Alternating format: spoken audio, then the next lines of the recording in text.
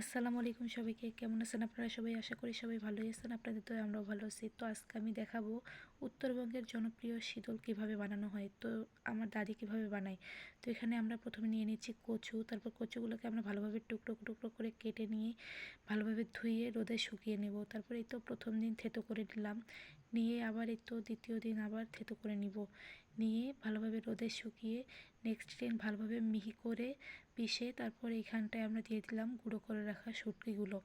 তো দিয়ে আমরা এক রাত রেখে পরের দিন সকালবেলা আবার এই তো ভাগ ভাগ করে নিয়ে আমরা গোল গোল করে তারপর এর মধ্যে দিয়ে দিব আদা রসুন বাটা, সরিষার তেল, তারপর দিয়ে দিব গরম মশলার গুঁড়ো, দিয়ে এই তো এখন হাতের মধ্যে মশলাটা নিয়ে তার মধ্যে শীতলটা দিয়ে ভালোভাবে মাখিয়ে নিবে।